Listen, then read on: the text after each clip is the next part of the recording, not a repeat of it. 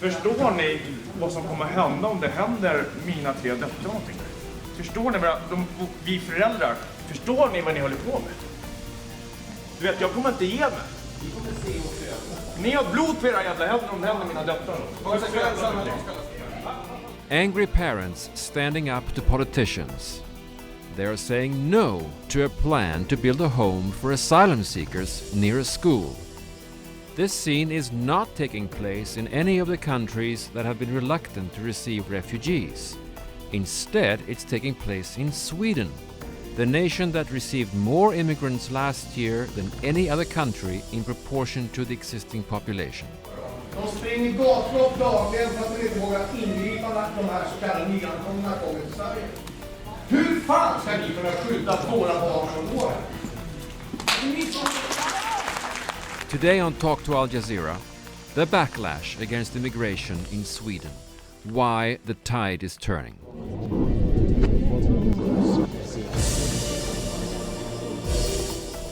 It's an average evening in Stockholm last winter.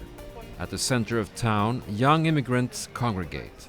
Some of them arrived recently and alone, without parents or any other family members.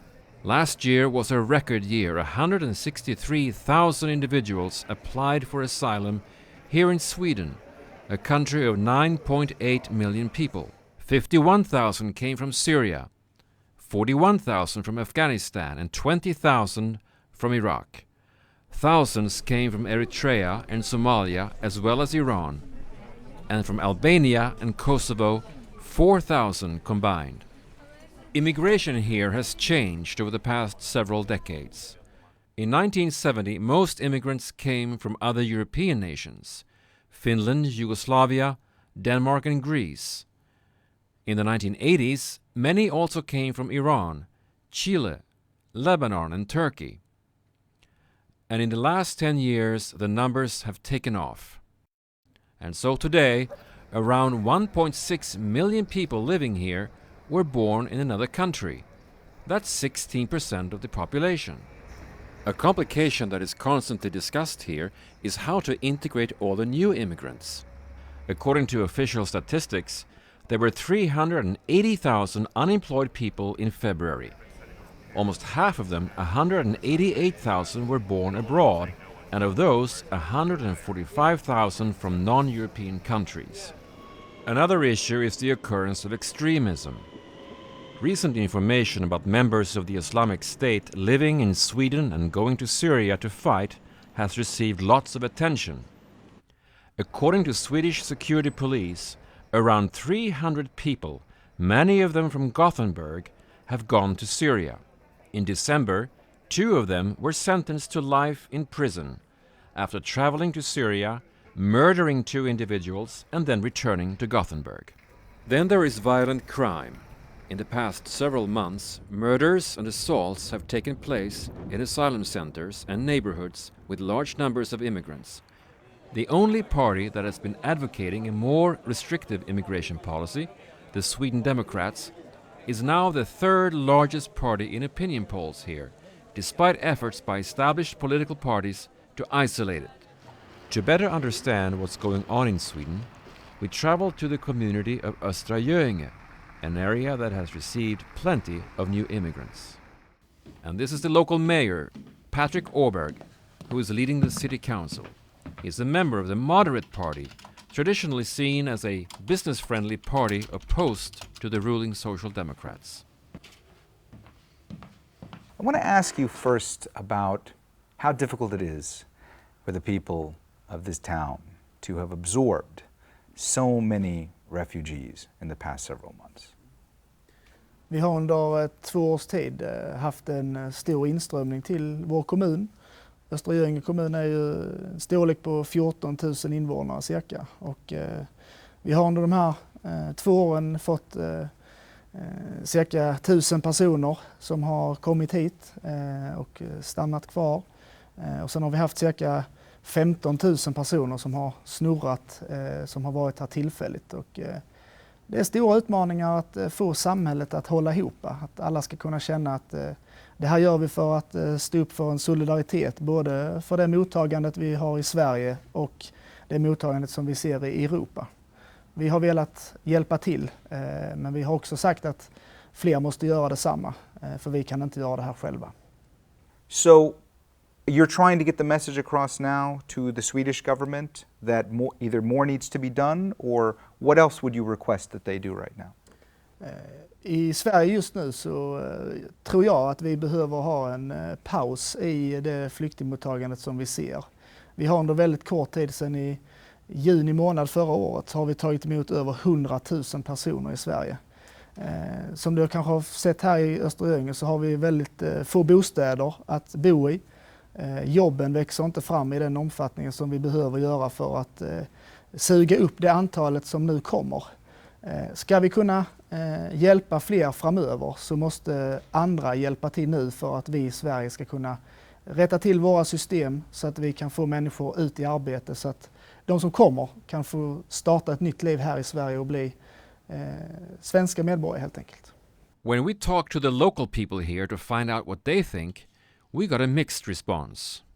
Ja, jag är väl egentligen inte så insatt i det, men nej, det är väl rätt. Kanske lite mycket, men det är som sagt, det är alltid roligt med olika kulturer som kommer in här. Så jag tycker bara det är roligt, men sen att man inte kanske kan ta hand om allting, då blir det svårt.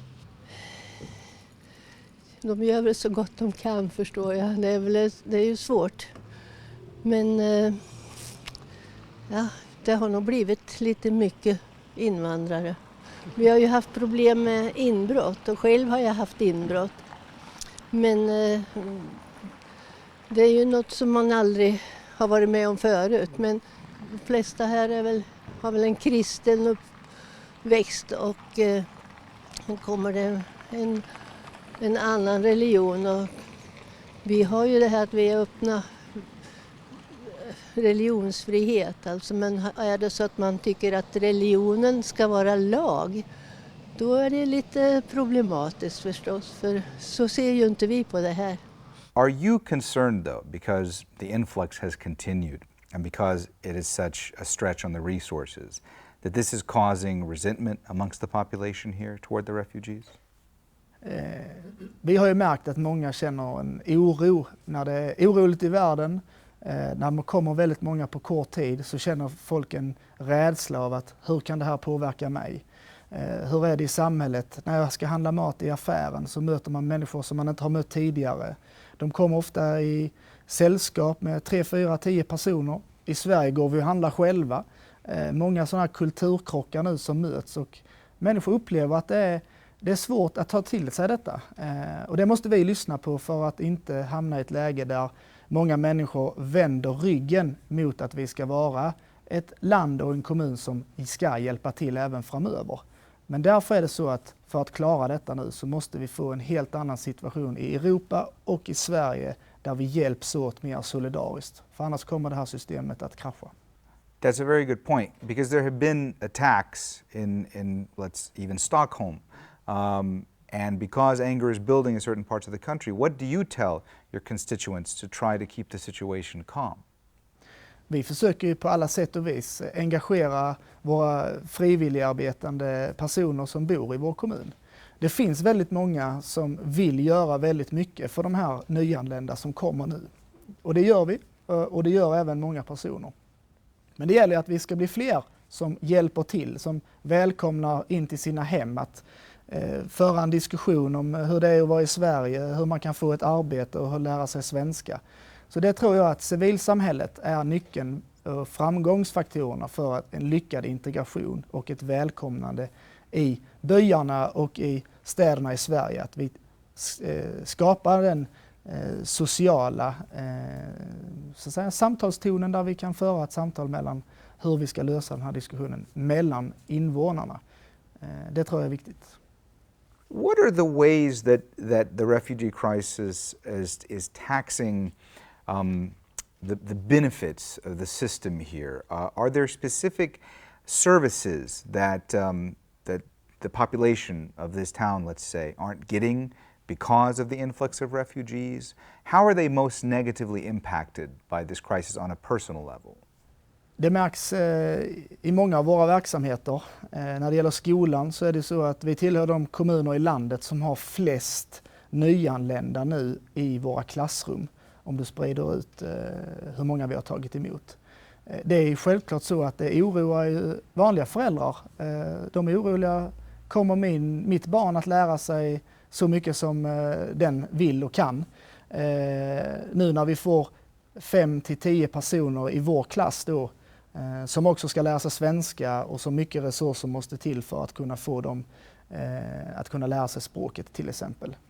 Det märks självklart, som jag sa tidigare, att i samhället i stort, när människor rör sig i våra byar, man känner sig otrygghet. Och det är självklart, har man ingenting att göra, man har inget riktigt hem, då är det klart att man är ute och går i vår natur eller i vår by här. Och det skapar också en sån oroskänsla när det blir mörkt på kvällen. Många börjar då känna en otrygghet, precis den frågan du ställde tidigare om. Man ser hur världen runt omkring rapporteras om olika händelser i Stockholm, i Sverige, i Europa och internationellt. Så börjar människor se för dessa personer med sig detta här till oss. Och det tror jag att det är en sån här spiral av rädsla som nu hela tiden växer, och det är ett problem. Det måste vi jobba väldigt mycket med att mildra detta. Det är inte så otryggt som alla känner, men det är en känsla människor har och den ska man ta på allvar. This circle of fear accelerated markedly after the end of last year. Not only in Germany but in Sweden too. There were reports of young women being groped by young immigrant gangs. Then a story in mainstream media said Swedish police was labeling all crimes involving immigrants or asylum seekers with a code that was to be kept from public view. The Swedish Interior Minister Anders Ygeman is responsible for police and border controls. I wanted to ask you about, and correct me if I'm wrong here, a code that was created, I believe, when it comes to any type of issue or crime either committed against refugees or committed by refugees. There are those that have said that this is a way for the Swedish government to avoid being transparent when it comes to this. What do you say to that type of criticism about this code that's been created that encompasses all these issues dealing with refugees and the police? I would say that is rubbish, to be frank with you. And when this police task has been carried out, everything will be completely transparent. But if you're in the process of solving a crime, then there will always be things that are secret, because if it's not secret, you won't be able to solve the crime. And the code 291 is a special flag that we have to, in the police, have to monitor all activities connected with refugees and crime. Crimes that are committed against refugees and crimes that are committed by refugees. And we have no reason not to be transparent with this.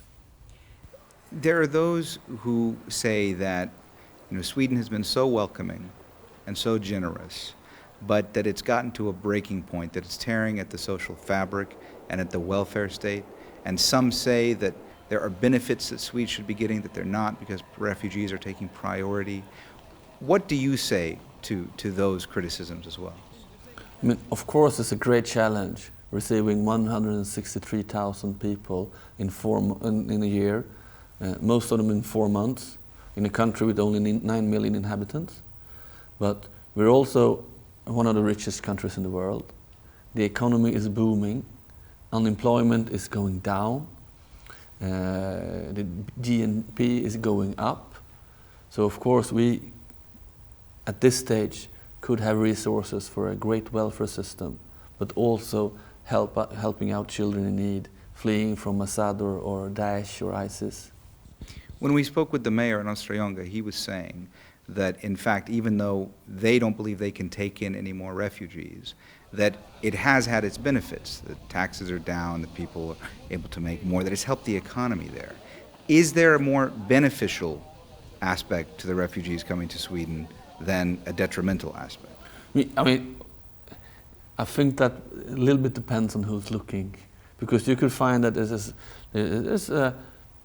some great things for the economy. We're invested in the future of Sweden, but there also been some quite hardship in the social sector, in the school sector, where we have to put more money and more resources to be able to have even better school. So I think in the short run, this is a challenge of the economy and a lot of other things. In the long run, if we will be able to teach these people Swedish, making them come out on the labor market, then we can also benefit from this. And this could really be an investment in the future. So you've been outspoken about saying to the government, we need to stop the influx, we need to slow it down. What has the response been to you from the government? Jag har ju haft och varit engagerad i den här frågan i 3 års tid. Om man tar för 3 år sedan så kunde man knappt prata om den här frågan. Den var så pass känslig för att vi har då i Sverige partier som har så att säga, tagit den frågan och gjort den till sin egen. Och då har vi andra partier valt att inte vilja prata om den, för då tror vi att vi gör oss själva en tjänst. Jag tycker att vi har gjort helt fel. Självklart så ska vi prata om de utmaningarna som nu migrationsströmmarna som de medför till Sverige då. Och det har jag pratat om i 3 års tid nu. Idag är det ett helt annat läge. Jag tror att regering och riksdag förstår hur allvarligt läget är, och jag kan säga att med den höst som vi har nu 2015 som vi har passerat, så blev det extra tydligt att vi måste få ner antalet för att kunna klara detta. Vi kan inte på så kort tid ta hand om så många människor. Vårt system klarar inte det, och det har man lyssnat på äntligen. The immigration crisis has come on the heels of many other changes that have altered the relation of government and the people here. For example, while the central government was firmly in control of the welfare state when it was built, new actors, including private companies, are now involved in running the system. There is a sense here that the Swedish model is in rapid transformation. Can you tell me, in your estimation, where is Sweden now when it comes to refugees compared to where it was in the 90s when it came to taking in refugees? I think we have a tradition of welcoming refugees. I think the difference is that Sweden is another country today than it was in the 90s, when we didn't have this kind of problems with the refugees from the Balkans when Yugoslavia collapsed. And there are a lot of reasons, and one main problem is that we try to see that we are the same welfare state as we used to be. But during the 90s and the early 21st century, a lot have changed in Sweden. We have a new extreme right parties, the Swedish Democrats, who advocates this question all the time, again and again. But we also have changed. So in many ways, new public management has conquered Sweden in a way that it has in few other countries. And new public management is a movement or a new pattern of governance, which means that we take ideas from the private sector. So competition and privatization are new, quite normal, and we didn't have that situation in the 90s. So Sweden has changed, even if we would like to say that we are the very same country. Does it seem to you that there are 2 crises going on right now, that there is the refugee crisis that's happening, but then there's also a more existential crisis that Sweden is going through right now? What do you mean by existential? I mean, looking inwards, trying to figure out what the country is, what it represents. Yeah, people start to wonder, I think. It's not the same Sweden as we used to live in. I've heard people in Sweden saying that they believe that this crisis is going to mean that Swedes lose benefits in towns and municipalities, welfare services, medical services.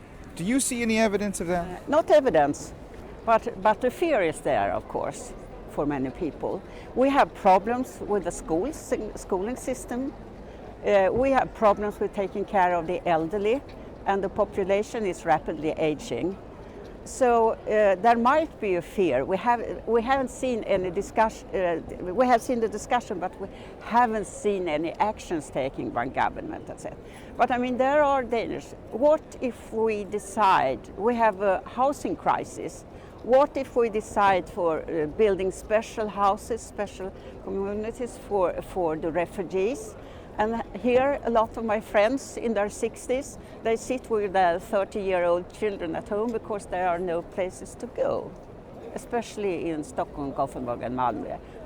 So it's very, I think the government has to be very careful how to solve this situation, because they might evoke some very bad feelings in huge masses of people.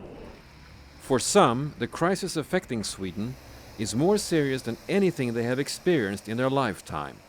Ivar Arpi, a columnist, says he has seen friendships and relationships break as a result.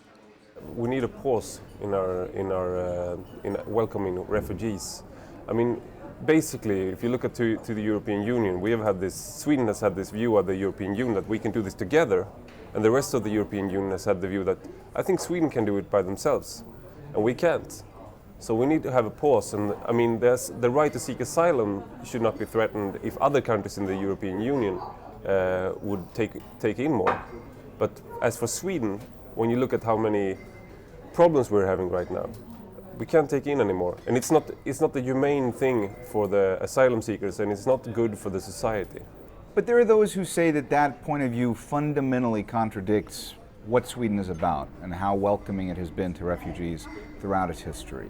So what is your response to that?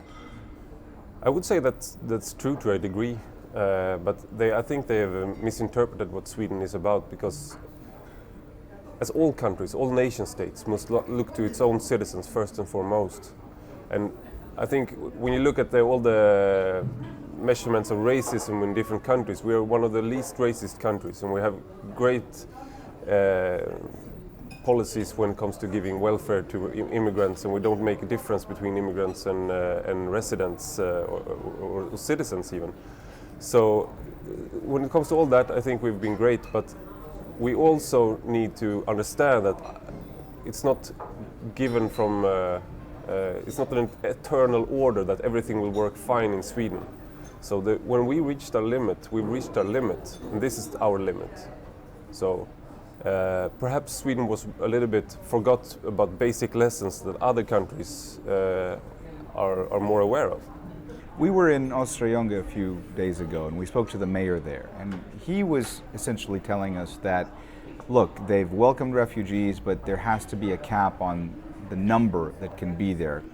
But at the same time, he also said there have been many benefits. He said the taxes are lower there, that the economy in that area is booming, that it has been beneficial. So, do you also feel that having this number of refugees here is beneficial to Sweden? Are there benefits to it? This is a very hard question, because if you look historically, especially during the 50s, 60s and 70s, it was very beneficial for Sweden to have the Greeks, the Turks, the Yugoslavs and the Iranians come to Sweden and work here. But what we have right now since the 80s is that it's basically a cost for Sweden to have refugees. So the immigration to Sweden is a cost for the citizens. We have had a much harder time integrating people into the system. And the migration to Sweden right now, it's not just from Syria, it's also from Afghanistan, Eritrea and Somalia. So you have one of the people from the least educated and most analphabetic countries coming to one of the highest educated countries with a very, very high thresholds to the working market. It's very hard to get a house or get an apartment. So we had a lot of trouble for the last 30 years integrating the newcomers, and it's been a if you look at all the science done on this stuff from the government and also from independent scientists, it's basically there's a consensus. It's a cost, and then you can say it's a moral obligation, but that and you can benefit in other ways, like more different cultures, different perspectives, and stuff like that. But economically, it's a cost. Last year, the number of asylum seekers in Sweden increased about 100% from the year before. The budget for the migration agency saw a 45% increase from $2.2 billion to $3.3 billion. Out of the 162,877 asylum seekers, 43%, or 70,384, were young children under 18. In January, the Interior Minister Ygeman said he would expect 80,000 asylum seekers to be deported this year. Last autumn, there were sometimes thousands of asylum seekers every week. Border controls are now in effect, and in the last week of March, the Migration Agency reported the weekly number of asylum seekers had been reduced to just 321.